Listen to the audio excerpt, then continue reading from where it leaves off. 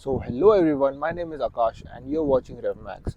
आज की वीडियो में मैं दिखाने वाला हूँ मेरी BS4 ड्यूक 390 में मैंने अभी तक कितने मॉडिफिकेशंस किए हुए, एस्थेटिक हो या performance. So without wasting any time, let's start the video.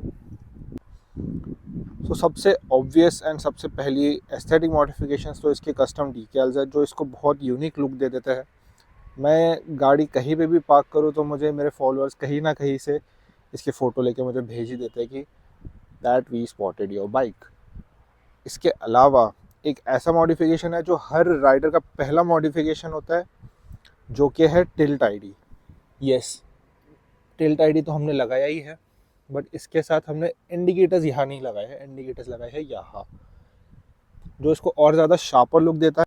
इसके वायर्स मैंने इस पैनल के अंदर से राउट किए हुए to give it more cleaner look, और इसकी वायर मैंने इस पैनल के अंदर से राउट किए हुए हैं और एक एल ब्रैकेट से इसको माउंट किया गया है।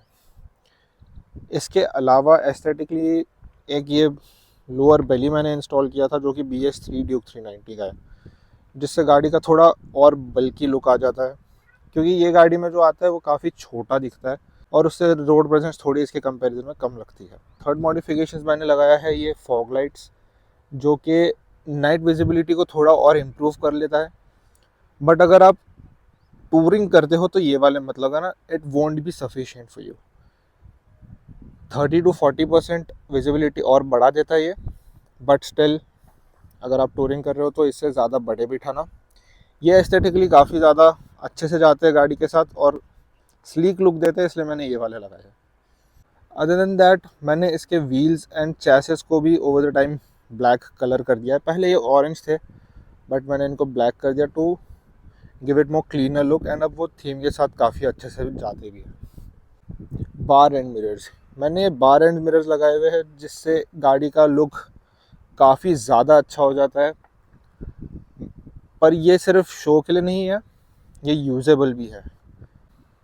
बार एंड मिरर्स लेते टाइम तुम्हें एक चीज़ नोटिस करनी है कि उसका मिरर थोड़ा वाइड एंगल कैप्चर कर रहा हो, क्योंकि तुम्हें दो टाइप के मिलेंगे। एक होगा जो बहुत जूम्ड इन दिखेगा तुम्हें सब, और दूसरे तुम्हें थोड़े छाट छूट के तुम देखोगे तो तुम्हें ऐसा मिलेगा जो थोड़ा वाइड एंगल कवर कर रहा है।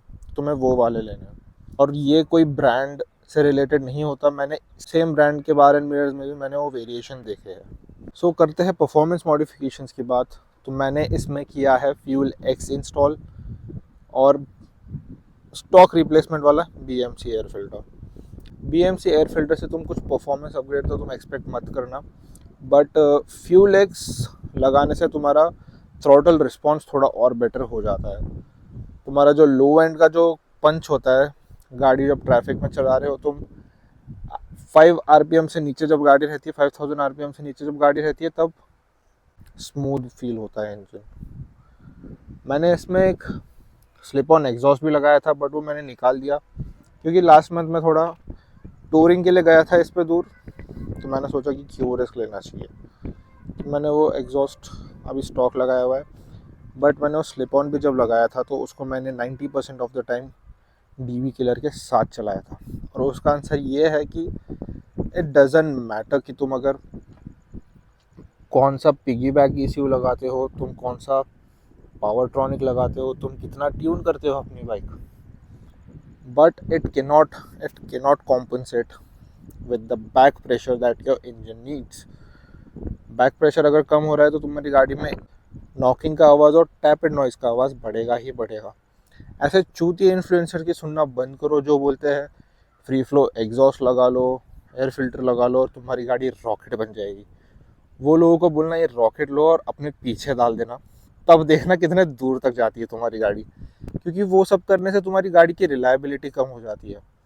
अगर तुम्हारी प्रोजेक्ट बाइक है तो समझ सकते हैं, क्योंकि प्रोजेक्ट बाइक में तुम्हें फ़र्क नहीं पड़ता अगर उसका माइलेज ड्रॉप हो, तुम्हें फ़र्क नहीं पड़ता अगर वो वाइब्रेशन ज़्यादा करे, और कल को अगर उसका इंजन ख़राब भी हो जाए, रीबिल्ड भी मांगे, तो तुम्हें फ़र्क नहीं पड़ना चाहिए, क्योंकि at the end of the day it is not your daily driver.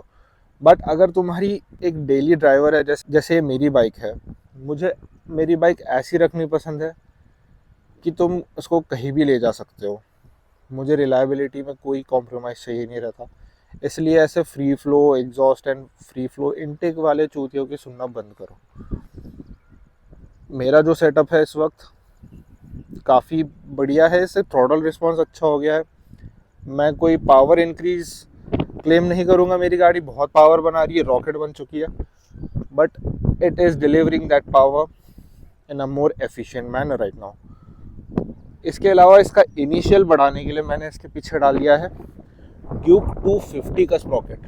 Yes, Duke 250 का स्प्रॉकेट 2 या 3 टीथ, आई थिंक 2 टीथ ज़्यादा बड़ा है स्टॉक स्प्रॉकेट से इसके, जिससे इसका इनिशियल और ज़्यादा एग्रेसिव हो जाता है। टॉप स्पीड में इसके 5 से 8 किलोमीटर्स का ड्रॉप पड़ेगा हर गियर के, but I think it's worth it, क्योंकि टॉप स्पीड रन रेयरली ही करता हूँ मैं, बट जो एक्सेलरेशन मिल रहा है मुझे in my daily commutes, it's top notch. गाड़ी उड़ती है, गाड़ी मतलब आरपीएम का जो उसका टॉर्क बैंड में जाने के लिए जो एग्रेशन दिखाती है वो बहुत अच्छा हो जाता है, और व्हीलीज भी बहुत अच्छी पड़ती है उसकी वजह से। व्हीली पॉप करने में काफ़ी आसानी होती है। And if you are someone जो मुझे इंस्टाग्राम से फॉलो कर रहा है, यू नो दैट मुझे व्हीलीज मारना बहुत पसंद है। सो मैंने परफॉर्मेंस मॉडिफिकेशंस ऐसे किए हुए हैं जिससे रिलायबिलिटी में बिल्कुल भी प्रॉब्लम ना आए। और ऐसे लोगों की सुनना बंद करो जो बोलते हैं कि हम आज फलाना गाड़ी को रॉकेट बना देंगे, आज हम ढिमकाना गाड़ी को रॉकेट बना देंगे। भाई रॉकेट तो नहीं बनेगी, पर वो गाड़ी की वाट ज़रूर लग जाएगी। मजाक नहीं कर रहा। They are the worst, that kind of influencers are the worst for the community. उनकी सुनना बंद करो, वो फालतू लोगों की। मेरी बात करें तो मुझे मेरी गाड़ी ऐसी रखनी पसंद है कि उसको हम उठा के कभी भी लॉन्ग टूर पे लेके जा सकते हैं without even worrying about single thing. And मैंने इसमें ज़्यादा मॉडिफिकेशंस नहीं किए हैं, ज़्यादा एक्सट्रीम परफॉर्मेंस मॉडिफिकेशंस नहीं किए हैं। क्यों? क्योंकि ये KTM का इंजन ऑलरेडी काफ़ी ज़्यादा हाई कंप्रेशन में चल रहा होता है, और ऑलरेडी इसका मिक्सचर बहुत लीन होता है। इसके साथ ज़्यादा छेड़खानी करने से इसके इंजन में थोड़े ही टाइम में नॉकिंग एंड टैपिड का नॉइज़ काफ़ी बढ़ जाता है। If it's a project bike then do whatever you want, but अगर तुम्हारी ये डेली कम्यूट गाड़ी है एंड यू डोंट वांट कि आगे जाके ये तुम्हें प्रॉब्लम दे, तो फिर थोड़ा बहुत कर सकते हो तुम, जितना मैंने किया है। बट अदर देन दैट मैं तो नहीं बोलूँगा कि इसका लिमिटर हटा दो, एक फ्री फ्लो एग्जॉस्ट लगा दो। भाई वैसे इन्फ्लुएंसर्स की सुनना बंद करो।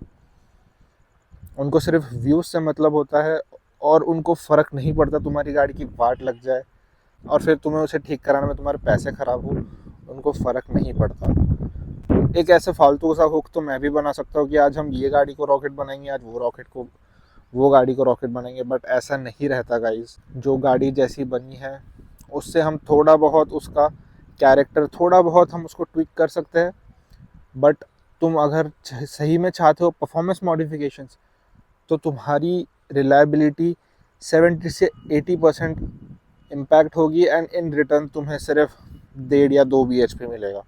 उसी के साथ तुम्हारा माइलेज भी ख़त्म हो जाएगा, तुम्हारी गाड़ी रफ भी हो जाएगी बहुत चलाने में। So I don't think it's worth it. तुम जैसी तुम्हारी गाड़ी है तुम उसको वैसे ही इंजॉय करो।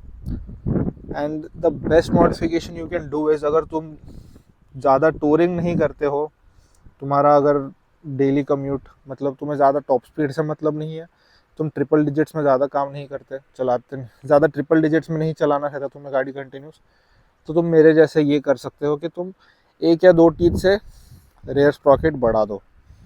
उससे क्या होगा, तुम्हारी जो एकदम टॉप स्पीड होती है, लाइक अभी तुम्हारी अगर फॉर एग्जांपल ये गाड़ी की जो रियल टॉप स्पीड है, मतलब 6 गियर पे ये 175 178 पे जाके इसका लिमिटर लगता है, तो आफ्टर डूइंग दिस मॉडिफिकेशन इसका लिमिटर लगेगा अराउंड 170 पे या 168 पे, which is a lot of speed. Okay, for a naked bike still it is a lot of speed, but वो अब ज़्यादा अचीवेबल हो जाती है, मतलब ज़्यादा फास्ट पकड़ती है वो वाली स्पीड।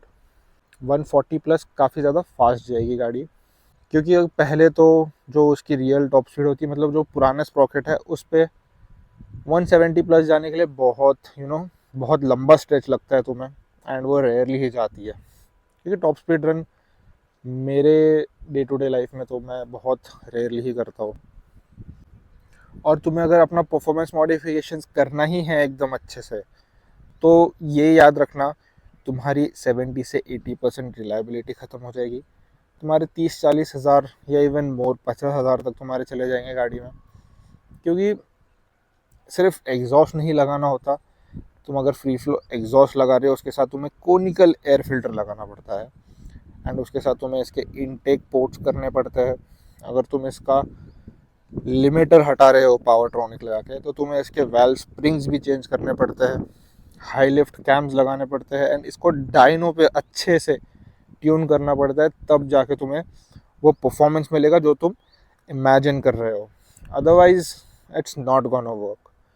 साथ में इसका इग्निशन, मैंने इसमें इरिडियम स्पार्क प्लग भी डाला, उसके साथ तुम्हें रेसिंग इग्निशन कॉइल भी लगानी पड़ेगी, एंड वो रेसिंग इग्निशन कॉइल का भी रिलायबिलिटी ज़्यादा अच्छी नहीं रहती, वो ख़राब हो जाती है काफ़ी टाइम बाद।